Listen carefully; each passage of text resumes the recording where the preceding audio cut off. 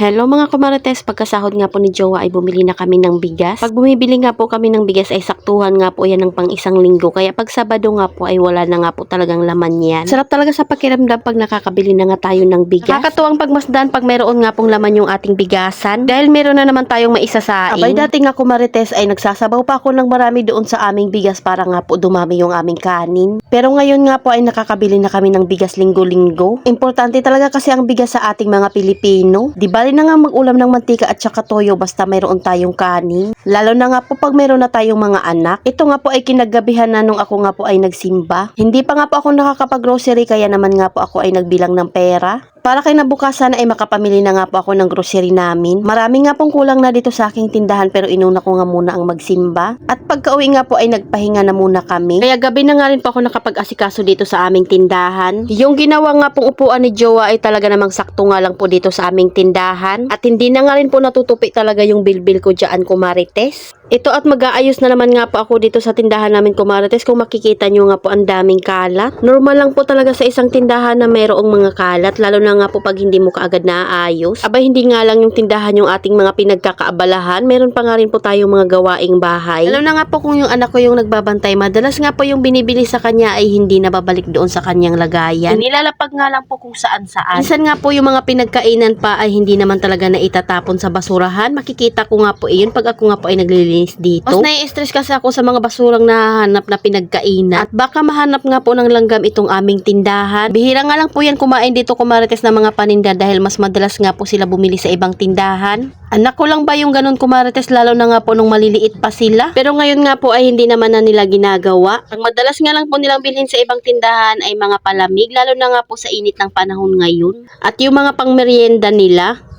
O diba at ang daming ang kalat dito, kumarites? Parang gawaing bahay lang din talaga ang ginagawa natin sa tindahan. Paulit-ulit na paglilinis, paulit-ulit nga po ng pag-aayos. Pero hindi nga po talaga iyan nauubos. Ang kalat sa munting tindahan natin at sa munting bahay. At wala naman tayong magagawang mga nanay dahil ito nga po yung rule natin. Sa paglalaba nga lang po ako hindi stress, kumarites, dahil si Jowa nga po ang naglalaba sa amin. Kaya kung mapapansin nyo nga po sa dami nga po ng ginagawa ko dito sa bahay, yung paglalaba nga lang po yung hindi nyo madalas makita. Sobrang bihira ko po talaga maglaba, kumarites, pag hindi nga lang talaga pwede si Jowa. Kaya naman maswerte talaga yung mga misis na kayang tumulong ng mga jowa nila sa mga gawaing bahay. Abay malaking bagay din yung hindi naiipunan kayo ng labahan dahil masipag yung jowa nyo maglaba. Sa sobrang sipag niya nga po maglaba, kumarites, abay tambak na naman nga po yung aking tupiin. Simula nga nung umalis kami ay nakailang beses na nga po iyan naglaba at ako naman ay hindi pa nakakatupi. Abay hahanapin ko pa nga po kung saang lupalop yung aking sipag sa pagtutupi. Ayun talaga yung hindi ko gustong gawain ang magtupi dahil inaantok nga po talaga ako sa pagtutupi.